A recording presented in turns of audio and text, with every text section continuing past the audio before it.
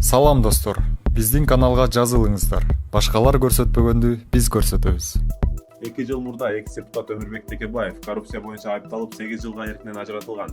Быйыл 21-августта Жогорку сотто иш жаңы жагдайларга байланыштуу каралып, Текебаевге карата чыккан мурдагы өкүмдөр жокко чыгарылган. Ага карата козголгон кылмыш иштерин 1-Май райондук сотуна жаңы ачылган жагдайлар боюнча кайра кароого жөнөткөн. Жогорку соттон материалдар 1-Май райондук сотуна келип түшкөнү белгилүү болду. Мындан улам Текебаевга карата чыгарылган сот чечимдери жокко чыгарылып, соттолду деген статусу жоюлду. Демек аны азыркы жогорку кеңештин депутаты деп санаш керекпи? Абдулдаев сот Текебаевди актаса, ал өзү БШКга кайрылуусу тууралуу чечиши керек. Депутат Мыктыбек Абдулдаев белгилегендей, ал боюнча борбордук шайлоо комиссиясынын чечими бар. Ал чечим артка кайтарылбайт. Жактоочулар Текебаевдин бөгөт чарасын карап бергиле деп кайрылышты.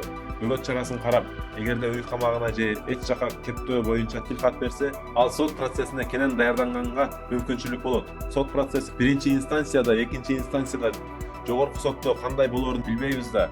1-Май райондук сотту мурунку эле тартипте карайт. Биринчи этапта жаңы соттолуп жаткан айыпкерлерди карагандай карайт. Эгерде сот анын ишинде кылмыштын курамы жок экен деп актаса, калганын Текебаев өзү чечиши керек. БШКга кайрылабы же жокпу? Бирок партиялык тизме менен мандаттын кайра кайтарып берилиши тууралуу практикада мындайды уккан эмесмин. Мурда бир мандаттуу система болгондо кайра барып шайланып келгендер болгон, дейт Абдулдаев.